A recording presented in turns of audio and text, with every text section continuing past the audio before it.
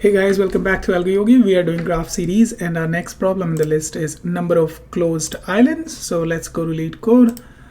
So given a 2D grid consists of zeros and ones where 0 represents land, this time opposite to the other grid island problems, and ones are representing water, an island is a maximal 4-directionally connected group of zeros, and a closed island is an island totally, basically left, top, right, bottom, surrounded by ones.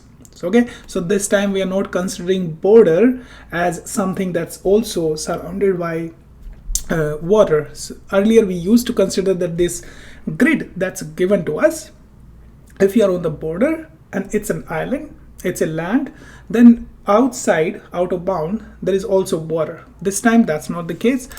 Now we need to return the closed islands. What are the closed islands? Closed islands are the islands, means the zeros that are surrounded by ones 4-directionally. All right, so let's understand what the problem is asking us and see how we're going to count the number of closed islands. So right here we have the grid.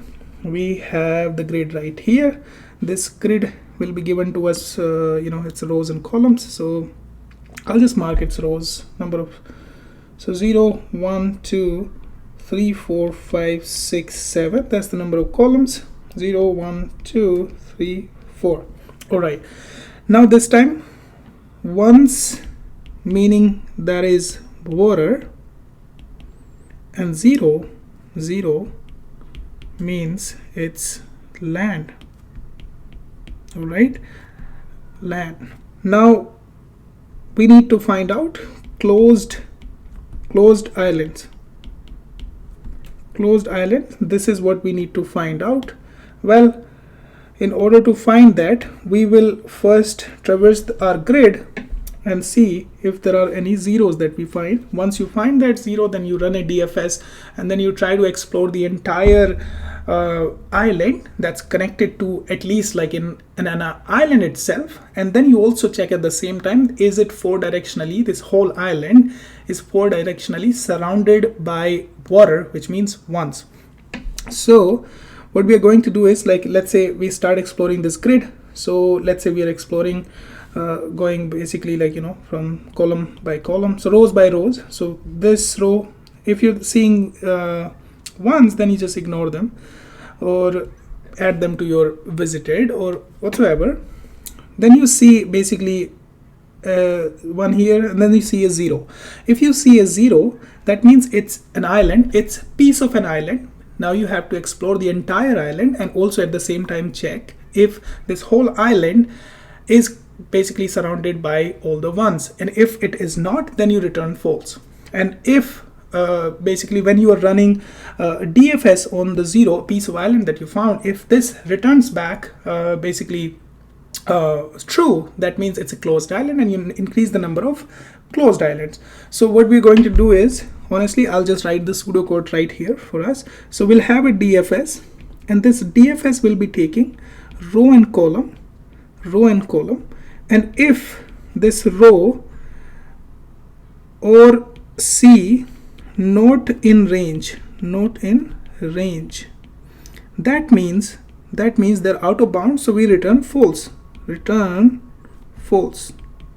Why?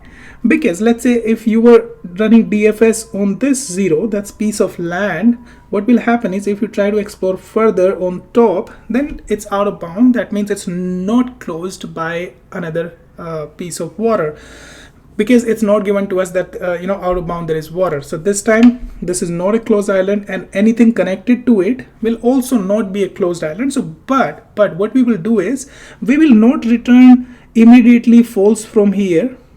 Okay, no, actually we can return false from here definitely while you were like exploring this. But at the same time you will also visit these parts of this land, part of the land, because if this is not the closed island, then these will also not be the closed island, because they share the border, and this border is in touch with out of bound. That means we will have to visit all of these first, and then return false. All right, so we will have a way. So this is how we will be doing.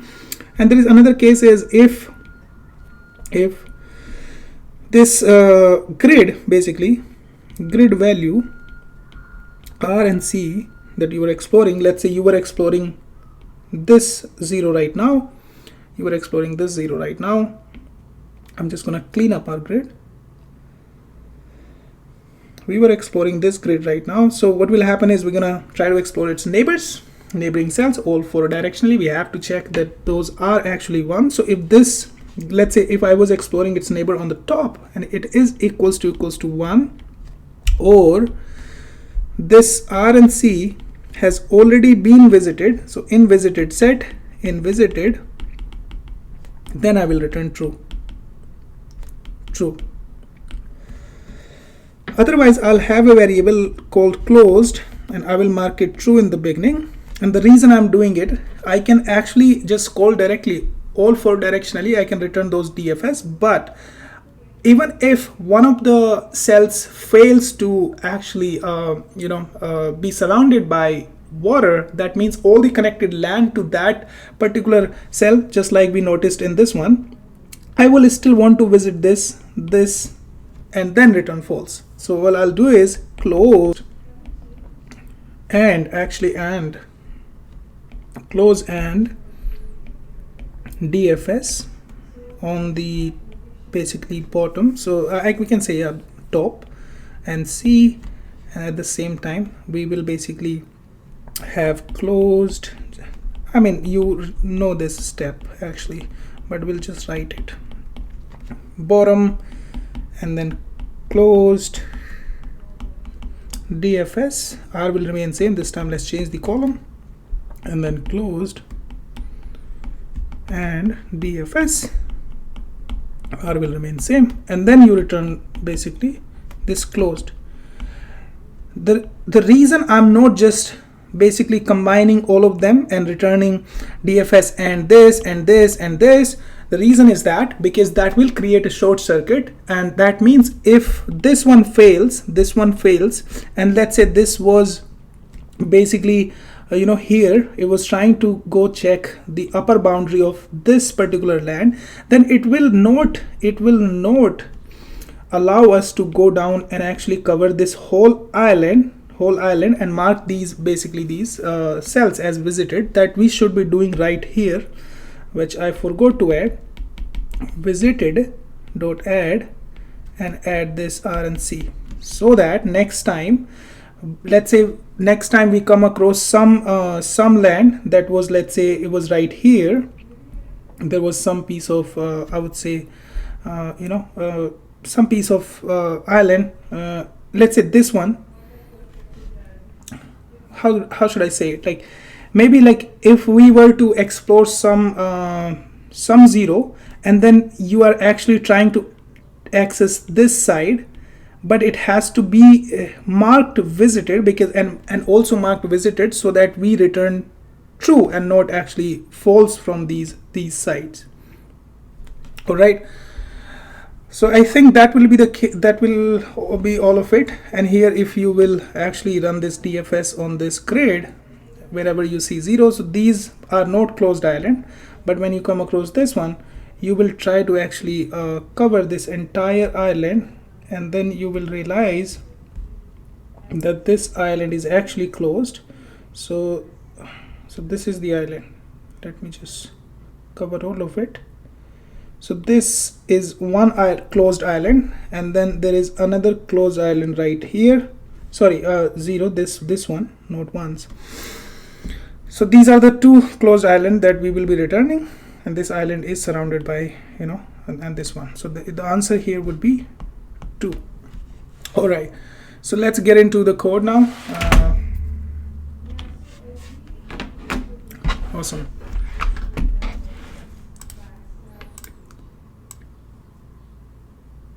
Okay, so let's get the dimensions. So R, C, and then visited set. We are going to have length of the grid. This time it's not a matrix, so this could be different. So row and column, getting the length of the first row, and then also the visited set. Then let's go over our our grid, range in R, and then for C in range, not row, it's for, not for C in range column, if this grid at R and C, remember the island this time is 0, not 1s, so this land will, if you find a piece of land, which means if you're seeing 0, and also this R and C not in visited, you don't want to double count things. Okay, maybe somewhere like in our DFS we have visited this particular cell, maybe it was part of land or whatever whatsoever, but you don't, yeah, part of land of course, because you are already seeing this as a 0, but that could have been part of some other island that you already touch based, so you don't want to count it again. So if this is not in visited, then you can run a DFS, DFS on R and C, and this is where if this DFS is returning true, and just now I remember we can have num closed island variable and then increment it, and this is what we can return. We can actually just declare it right here as 0 in the beginning, and you are incrementing if you're seeing these closed island, and then you return the same thing. Now let's write down our main, very important, the core of this problem, which is the DFS function. DFS takes row and column, the address of the cell, and then let's find out if this is actually not in range. So if R is basically smaller than 0, or R is actually greater than or equals to the border row length of the rows, or it's the column is less than 0, or the column is greater than or equals to big C. If this is out of bounds, you will still return false. But remember, seeing a 1 definitely tells you that you have to return true, because now you are seeing on that side there is water, so it is closed from that side at least. And if that is already visited, it's a possibility that the possibility is that you have actually if you visited that you saw a 1 there. If you saw a 1 there, if you did not, then it would have been out of bounds, and then you must have returned false from that side. So if you are seeing basically let's say this grid here, R and C, if this is equals to 1s, or your cell address you have already visited it when you were visiting some other islands. So if this is already basically in visit set, so in visited, then you actually return true as well, because that doesn't disqualify you either, because you have covered those piece of lands and you don't want to get stuck in this loop. Okay, so you will return true from here, and then you can add this to, because now you're processing it. That means if you are not seeing a 1, it's not out of bound, you're seeing a 0, then you can add this land to your visited land, so that later when you again try to access this from some other sides, then you actually end up returning true because you have covered it. And then we'll have our closed variable marked as true. And the only reason we are doing it, I have explained it in the conceptual part, that you don't want to just return directly DFS R+1, R-1, C+1, C-1. That's because it will create a short circuit, and then we will not be able to mark those ones visited if they were part of some not closed island or unclosed islands, because we have to, otherwise we'll just keep going to them again and again, and there is no I guess that will make us count those as closed island, because the first one that actually failed as it might be on the border or something, but it failed, and we have already marked it as visited, and we are actually, when we called the other DFS, that actually just never that actually returns are true, so we kind of over counting them. So but this one is better because closed and DFS of R plus 1 and C, and let me just copy it 4 times. So here are minus C, then not do anything, R plus C plus 1 and C minus 1. Awesome. And then you can finally return this closed variable. So if we have processed all the 4 sides and your variable is still true, then you return this variable. Otherwise, somewhere like after processing it might have, some side might have been on the boundary, or it was basically, it found that it's actually not closed, right? So in that case also it will just fail. So we will return false. Now I guess that would be it. That's the entire code. Let me just zoom out so that you can access the entire code. All right. Now let's run it and see if it passes our test cases. Yes, it does. Let's submit. Okay, we have an issue, and that is if C is, oh yeah, we just forgot to actually turn this to minus, and I'm actually surprised it passed the test. Okay, awesome. It's so let's write the time complexity. Worst case, we are actually just visiting all the cell, and that is n cross m. That's the dimensions of the grid. And DFS also is worst case, it's going to visit everything, since we are using this visited set. So we are never going, we are never doing any loop or repeated work. We are maintaining this visited set, and we are only calling it on whenever you see a piece of land. So space complexity is going to be also n cross m. Worst case, you have all the,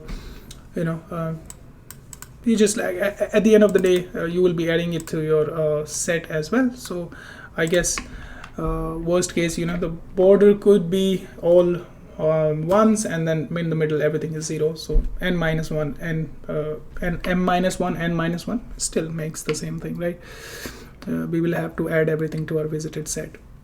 So that would be it. And just remember, I think a lot of people make this mistake. Rather than doing this, they would rather just like DFS this one and DFS this one, and they will just end everything and then return that, and then later they will realize, like, instead of 5, why it's counting closed island as 8. The reason is I've already explained, and I can still go back and explain that maybe somewhere maybe somewhere here there was a scenario where what must have happened is there may be a scenario what really happened is, let's say this was actually let's say it was 1, let's say it was 1, this was 0 and this was 1, and there was a 0 right here,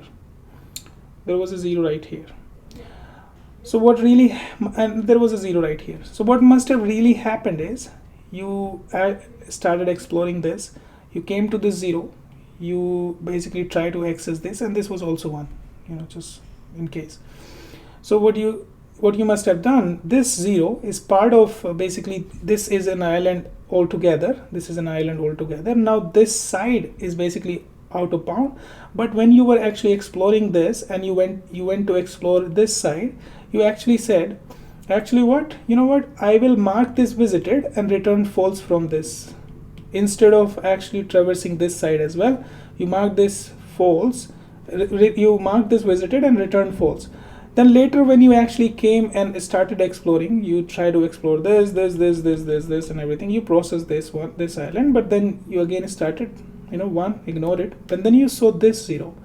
Now, although this 0 does not qualify as closed island, but because you marked this one as visited, and visited basically we returned true because we had to, then what must have happened is you actually consider this 0 as a closed island, because this side is visited, it will return true. This side is 1, this side is 1, this side is also 1. So this is the case I was talking about. Now I guess this will clear things up, right? So let's go back to AlgoYogi, mark everything solved. I mean, this problem solved, not everything. And see you guys later in the next problem. And what I'm seeing is like this problem, they could be like, you know, just exactly the solution might be just same, but I haven't looked at these problems. So but I'm guessing the number of closed islands, number of enclaves, and then number of provinces. But anyway, I will make a separate video on that.